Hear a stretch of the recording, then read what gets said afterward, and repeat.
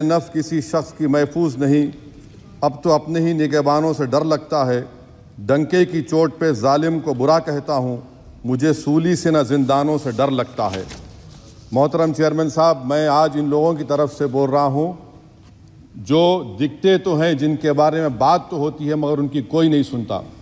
मैं उनके बारे में बोल रहा हूँ जिनके बारे में वज़ीर आज़म मोदी ने कहा था कि घुसपैठी है। मैं उन बेटियों और माओं के बारे में कह रहा हूँ जिनके बारे में मोदी ने कहा कि ज़्यादा बच्चे पैदा करते। मैं उन मासूम नौजवानों के बारे में कह रहा हूँ जिनको मॉब लिंचिंग के ज़रिए मारा जा रहा है। मैं उन बेज़ुबान माँ और बाप के बारे में बोल रहा हूँ जिनकी औलाद आज इस हुकूमत के गलत कानून के चक्कर में जेलों में सड़ रहे हैं।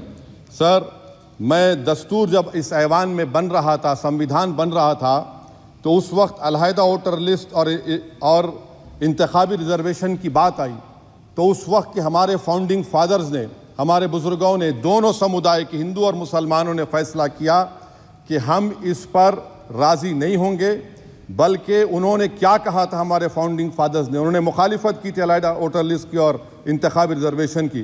उन्होंने कहा था, I quote sir, it is the duty of majority community to ensure that minorities are elected in the representative numbers. BJP मुसलमानों की नफरत पर जीतती है और मुसलमानों के नाम निहाद मसीहा मुसलमानों के 90% ज़्यादा वोट हासिल करते हैं, मगर फिर भी इस ऐवान के दरवाजे नहीं खुलते मुसलमानों के लिए और सिर्फ 4% मुसलमान जीत कर आते हैं। सर, संविधान सिर्फ एक किताब नहीं है जिसे चूमा जाए, संविधान एक किताब नहीं है जिसे दिखाया जाए, संविधान एक सिंबल भी है, मगर संविधान एक हमारे बुजुर्गों के ख्वाबों की किताब है। हमारे जमहूरियत को हमारे बुजुर्गों ने इस तरह समझा, हमारे फाउंडिंग फादर्स ने इस तरह जमहूरियत को समझा कि इसमें हर समुदाय और मजहब और समाज के मानने वाले लोगों की राय को शामिल किया जाएगा इस मुल्क को चलाने के लिए। मगर इस ऐवान में सिर्फ 4% मुसलमान जीत कर आते हैं। मैं संविधान से जो मोहब्बत के दावे करते हैं उनसे कहूँगा कि कभी उठाकर पढ़ो कॉन्स्टिट्यूएंट असेंबली डिबेट्स में कि नेहरू ने, H.C. मुखर्जी ने, सरदार हुकुम सिंह ने माइनॉरिटीज़ के बारे में क्या कहा था।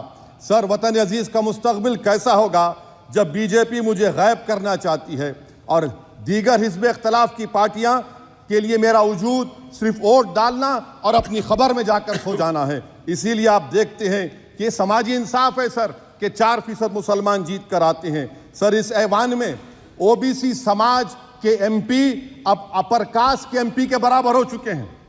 ओबीसी समाज के एमपी अब अपर कास्ट एमपी के बराबर हो चुके हैं और 14% मुसलमान सिर्फ 4% जीत कर आते हैं। CSDS का डेटा ये बताता है कि इस मुल्क में जो वोट बैंक है, जो एक मुश्त वोट डालता है, वो अपर कास्ट का है। मुसलमान का कभी ना वोट बैंक था ना कभी रहेगा। सर, 4 जून के बाद 6 मुसलमानों की मॉब लिंचिंग हुई। 11 घरों को मध्य प्रदेश में मोदी के बुलडोजर ने निस्तो नाबूद कर दिया। हिमाचल प्रदेश में एक मुसलमान के दुकान को लूट लिया गया और हिज़्ब इख्तिलाफ की पार्टियों की तरफ से सन्नाटा है। शायद अब वक्त आ चुका है कि लफ्ज़ मुसलमान का नाम लेना भी अब उस पर पाबंदी आयद कर दी जाएगी। सर, मैं ये बात बताना चाह रहा हूँ कि नरेंद्र मोदी को जो मैंडेट मिला है। एक मिनट, आप लोग बैठ जाएं, कृपया आप लोग बैठ जाएं। श्री मनसुख मांडविया जी, आप लोग बैठ जाएं, कृपया माननीय सदस्य बैठ जाएं। श्री मनसुख मांडविया जी, मनसुख मांडविया जी, कृपया आप लोग बैठ जाएं।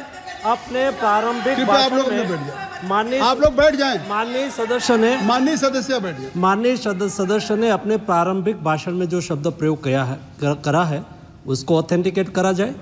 और अभी उन्होंने उल्लेख करा कि मोदी के बुलडोजर ने वहाँ मॉब लिंचिंग करा है, उसको भी ऑथेंटिकेट करा जाए। निश्चित तौर से इसको ठीक है। उवैसी साहब, जब भी कोई बात नहीं सर, आप चेयर पर बैठे हैं जी, इसलिए आप मंत्री जी को पेट में दर्द हुआ, माशाल्लाह, शुक्रिया उनका। नहीं, तो सर मैं मंत्री की जवाबदेही है ये नहीं, मंत्री इससे बुरी बात क्या है? पेट में दर्द हो सकता है, वो दर्द ये सब ठीक। अच्छा, दर्द हुआ, चलिए, दर्द हुआ, दिल का दर्द हुआ। तो सर, जो नरेंद्र मोदी को मैंडेट मिला है वो सिर्फ और सिर्फ मुसलमानों की नफरत पर हिंदुत्व की वजह से मिला है। I would like to say it is not Modi's in dock, but every single person voted him despite his anti-Muslim voice. And I would like to tell the opposition parties, this is not a moral victory for you. This is a victory of majoritarianism. Everyone should contemplate and do introspection. Why is it that the OBCs and the upper caste are getting their due representation? Why are the Muslims not getting? Are we here only to vote for you and not to get elected? If that is the case, please tell us that we are only here to vote for you. Sir, आज भारत के आधे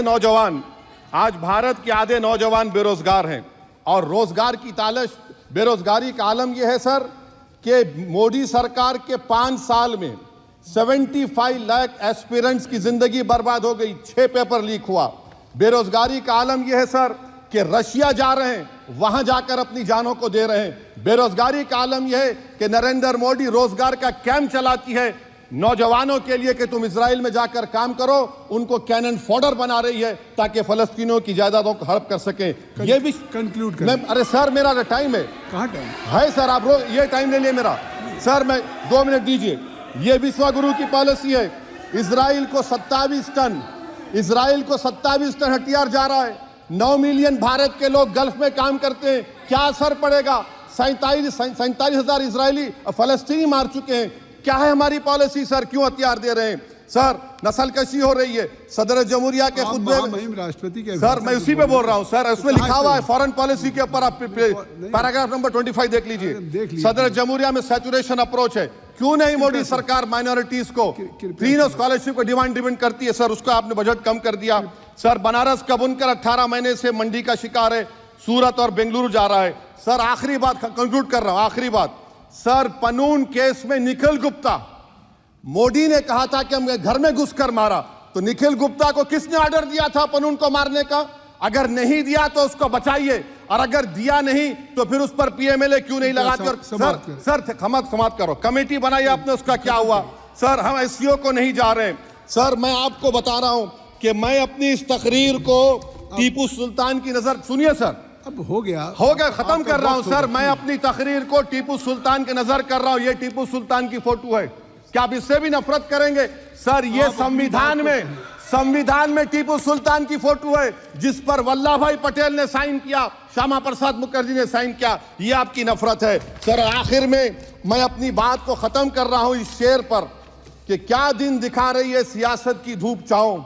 जो कल सपूत थे वो कपूतों में आ गए, थे इस कदर अजीम के पैरों में ताज थे, इतने हुए जलील के जूतों में आ गए। बहुत बहुत शुक्रिया सर। श्री गौरव गोगोई जी। धन्यवाद सभापति महोदय। मैं आपके समक्ष खड़ा तो हूं